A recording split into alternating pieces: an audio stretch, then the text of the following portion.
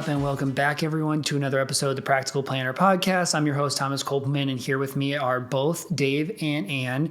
And I'm excited for this episode. I feel like, we go between meaty episodes on very dense, estate planning topics to like, okay, how can an advisor better help on estate planning? And I think we've talked in some previous episodes about like kind of what some of our roles are.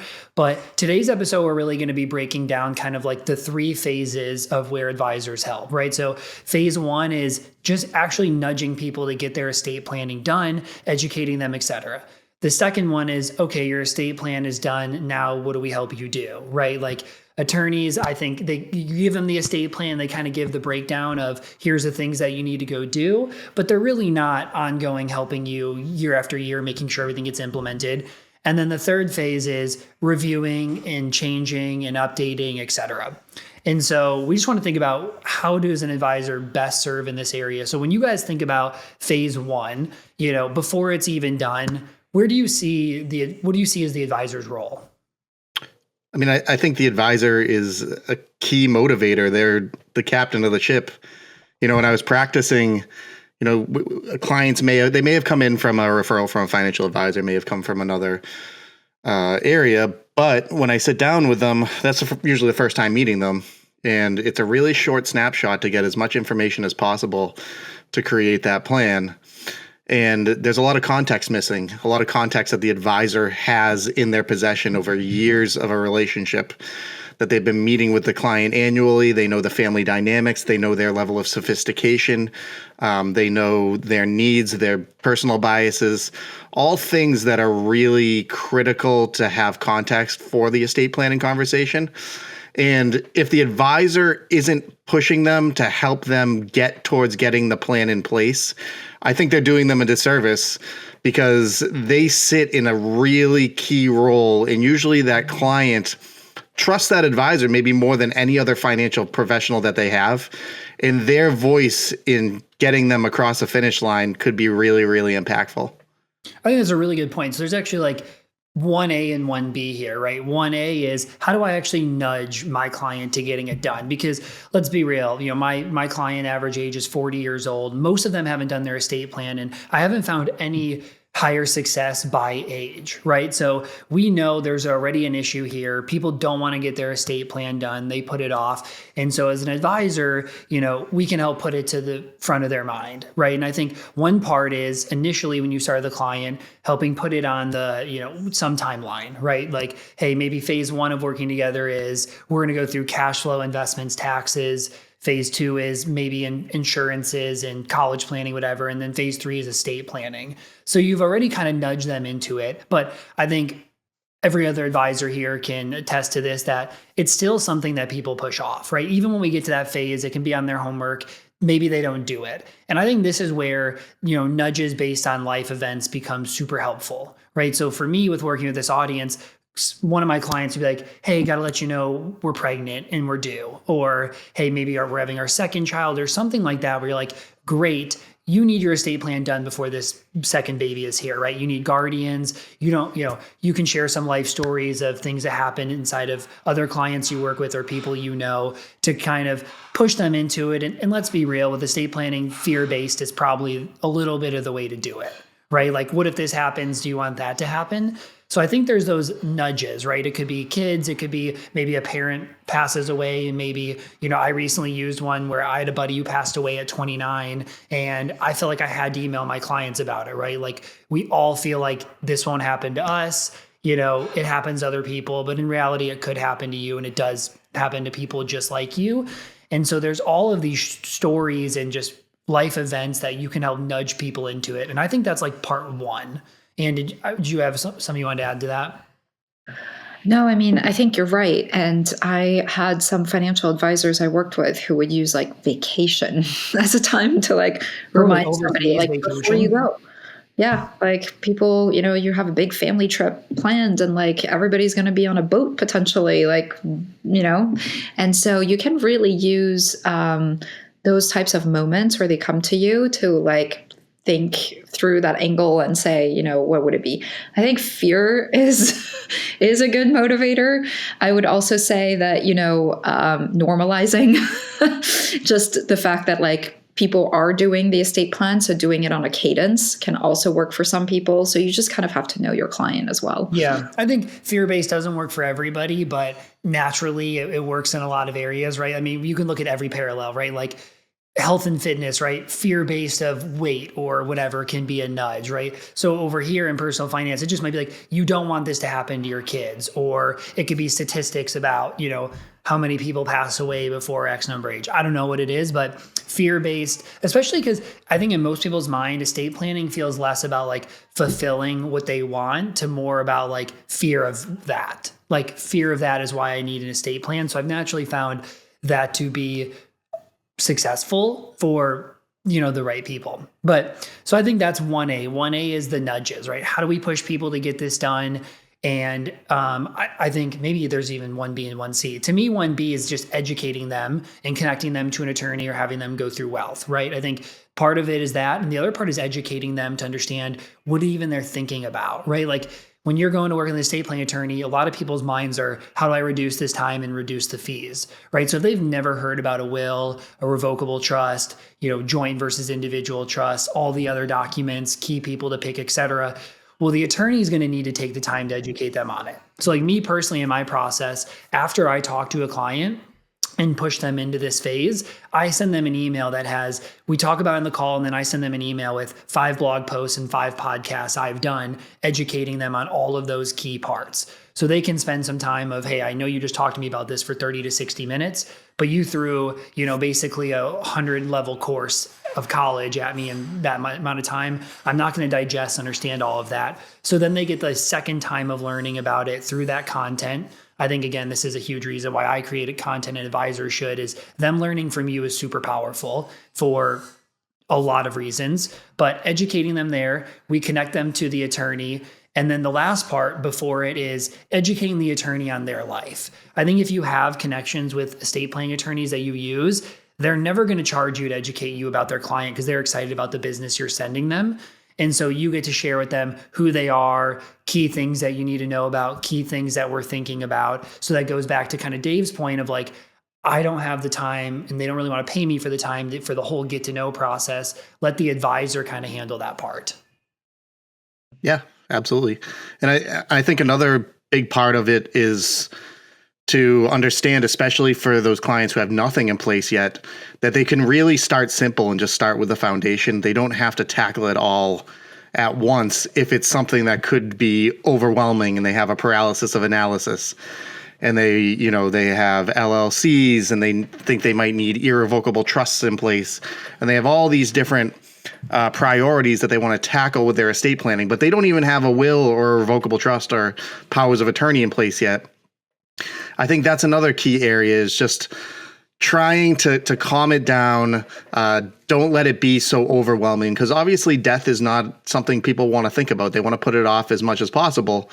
And to the extent that you can break it down, obviously, if you can offer them resources and accessibility to just start with the foundation, get their base estate plan in place, and then build off it from there so that they at least have something in place. And it's not just going to be up to the state to decide, what happens if they become incapacitated or they pass away, because it's going to be a real mess. And the first step towards fixing that mess is just getting the basic documents in place. And something here that I'll add to Dave's point is, I'm sure that all of you have had this frustration sometimes where you finally get this client over the hurdle. You're like, go get your estate plan done. Here are 3 attorneys, and maybe they did 3 calls, half-hour long at least. They put in all this time to pick their attorney.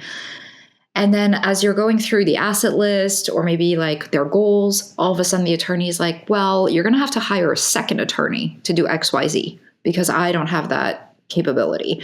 So I'm thinking, for example, in my case, I had a client who was located in Georgia, and they happened to have California real estate.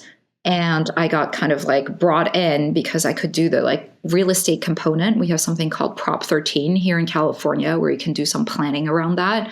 It's a small part of the planning. It's important, right? If you have like really appreciated property. But then the client just like panicked and was like, I didn't sign up for 2 attorneys. I didn't sign up for like this $5,000 quote to become like $7,000. And they just left the project, just like did not want to do even their Georgia plan.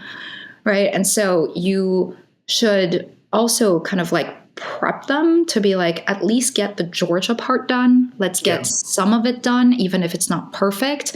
And when they have like a little bit more of like, it's like doing a renovation on a house. Like some people are like gut reno and some are like, oh, I'll work on the bathroom first and I don't want to move out of this house, right? So you kind of need to know your client's appetite for this, and just like getting something in place, even if it's not perfect today, is okay. Yeah. Yeah, I completely agree. So that really gets you through this first phase, right? And then now what we're talking about is we're meeting with the attorney. I think part of the advisor's role can be, if it's simple, you probably don't need to go to those calls with the attorney, but you can, right? I think that one's optional. I doubt you're going to go to all the interviews unless you're like family office level. The other ones might be, hey, go to these 3. They're all great. Hire one.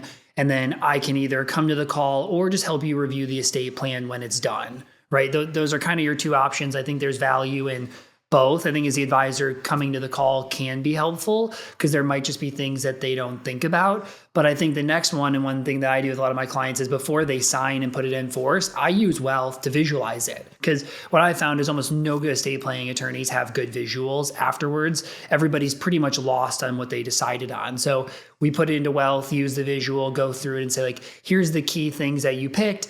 This all looks good to me. Do you guys feel good about it now that you're able to digest it, right? And then they go get it notarized. Our job is to help make sure it gets funded, right? Funded, 1, with real estate, but 2, also the whole part after that. Because what I found is estate planning attorneys kind of give this like, now that the trust is set up, here's what you need to do. But they're only going to do the things that are actually like document changes or deed transfers, right? So they might move businesses in, they might move houses in, but they're not going to go retitle your taxable account for you or your bank accounts or change your beneficiary designations. And so this is where the advisor can really come in. And if you're managing the assets, right, you can make beneficiary changes and title changes. Or if you're only managing some, you can help ensure that all of those get done. Because at the end of the day, right, we need to make sure that the estate plan is funded and the beneficiary designations follow it, or maybe not worthless, but it's not living up to the full potential. Yeah, absolutely. I will say funding is really annoying for you, but also for your client, right? Because it just feels like homework. It could, like, getting your estate plan done, everyone knows, like, oh, I have to do that. Getting the trust funded feels like even more homework, even more of something you can put off. But the thing is, what's wonderful from your perspective is if you did the funding and you know the ins and outs of that person's estate plan, when they pass away, you are the natural person they call, that family calls. Absolutely. So it's worth it to you to fund that trust. Yeah. And it can go the other way. Honestly, I've seen it where, changing the beneficiaries or changing the title on a brokerage account, it is annoying and it requires paperwork. And sometimes it can be frustrating. It's not going to necessarily help your AUM. You're just moving things around. But if you're frustrated and not super helpful, let's say if the attorney tries to coordinate with you to get that in place, it's going to come back to the client and it's not going to sound real good. And so it is important because there are some attorneys who do handhold through that process, and they actually will coordinate with the the advisor, and they have to coordinate with the advisor because they need those forms, that paperwork. They don't know the process to get it in place. So a really important role that the advisor has to help make sure that estate plan is comprehensive and it actually works. And I think that's a really good point there too, of like, I think at the end of the day, that's how you win with your clients, is in those little things. They might be big, but those little things that don't add more revenue for you, right? Like, I think they actually see you do some things that are like, okay, it's not an insurance product. It's not more in assets. So at the end of the day, I love that you're willing to step out and help me on this, even though it doesn't really do much for you. Because from a lot of people I've met with, they said, like, it feels like my advisor will only talk about things that make them more money. And that's not how you want your clients to think about you. Right. Okay, so then now we're going through the funding side of things. So then part 3 is making sure your estate plan is always up to date and reflecting your life. How do you guys see, the advisor's role, and what are some common times of updates and nudges that we need to put for them? I think, that there's natural points and then there's just pure passage of time. Natural points are, life events when they have a child or they have grandchildren, or, there's an unfortunate accident or someone's having a substance abuse issue, a minor becomes age of majority. There's so many different areas where you should look at your estate plan again. And that's why, it's so critical with an advisor. Most of them have this annual requirement that they meet with their client every year. Have estate planning be a part of that. And if you have tools like with wealth.com where you can easily upload documents and get a quick summary to get an understanding of where they sit, I mean, it's a great way to be able to make sure that they're on top of their estate plan and it's not becoming stale because, I've talked about this where when people get their estate plan done, I think they breathe a sigh of relief and they're like, oh, that's done. But it's a living and breathing process. And a few years down the line, it might become stale or obsolete. I tell the story about burning CDs. I found one at my mother's house where I burned a CD. And I looked back at it, it was probably 20 years ago. And I was like, well, that was my taste in music, you think about it, when you create something that long ago, inevitably there are going to be things that are probably different that you probably want to change. And a lot of clients are sitting with documents that are 10, 15 years old. Their family dynamics have changed. The laws have changed. Their net worth has changed. So if they just had the ability to just on an annual basis, just do a checkup on it, and they might not need to change anything for, 5 years, 10 years. It depends on the circumstances, but at least have eyes on it so that that you're constantly keeping up with the maintenance of it so that you're not going to fall into a situation where it's stale and then something happens to you and the plan doesn't roll out the way that you thought it would. I think it's a great point. I think you also have to think about the people, right? So like trustee, maybe you didn't want your kids because they were young, but now you have adult kids and you think they would be good. Or, hey, you picked your dad or your mom and one of them passed away, right? Like now you need to move some of those out. So I think there are some of those life events that can be helpful, especially if you're an advisor and your client lets you know, like, oh, my dad passed away this year. It might be easy for you to obviously be there for them, but the next meeting be like, hey, I know this was part of your estate plan. We need to make sure we get this updated because otherwise, there's no co-trustee or backup trustee or contingent trustee, and that could be an issue. The other thing that I will say is, we're living the great wealth transfer right now. And so naturally, I think your clients will have family members who pass away, perhaps their own parents. And it's okay, I think, to show a natural curiosity about how things are going with that estate administration, how they're feeling about it, beyond just, what is it that you're going to get that we're going to get to invest or, that is going to now figure into your portfolio, but more about the process, right? And what are they playing the role of trustee or executor potentially? How's that going, right? Or, are they just a beneficiary and somebody else is handling the administration? How's that going? And just through that, just having a conversation around it, you might actually uncover those nuggets that you can use later or within that same conversation to encourage your client to do their own estate plan too. Great point. So I feel like at the end of the day, the advisor plays a really critical role. I mean, research shows that advisors are like the number one push for people to get their estate planning done. And so I think the takeaway for advisors here is your first job is to get people to get their estate plan done, whether that's using life events, whether it's using statistics, whether it's using stories of other clients or your life, help get them there, help them pick the attorney if they don't really have one, or have them use wealth.com if you want, right? Then educate them so they go into it, not like everything is brand new. Have it get it done, review it, make sure everything gets put in force, right? Everything that needs to be moved in the trust does, if it's a trust, if not, beneficiary designations, either way, and then review it on a regular basis, right? It should be part of your process. I think most advisors either do this on every 1, 2, or 3 year basis, review, make sure it's correct, update it, make sure beneficiary designations are still there. So like, even though estate planning is a job of the estate planning attorney, I almost feel like the advisor job is at least 50% of the role on the estate plan. And then there's also a lot that we can do if a spouse passes away or one of your clients passes away, right? There's a pretty big role in the hand holding and helping ensure that everything gets carried out the right way. Anything I missed there that you guys feel like we need to add in? Okay, perfect. Well, I feel like that was a really helpful episode for advisors. I know early on, I always wondered about this. Like, I just know people need their estate plan done, but what does that mean? How do I help? What's my role? Am I overstepping? Am I not? And so hopefully this is helpful for you advisors to just become better, do more than manage assets, really help on this, life planning, family planning side of things. And if you guys felt like this episode was helpful, please don't forget to give us 5 stars, rate and subscribe. And again, if you guys have any questions, we're always coming up with more topics. So feel free to submit them and we'll make sure to get them answered. But we'll see you guys back here in a couple weeks.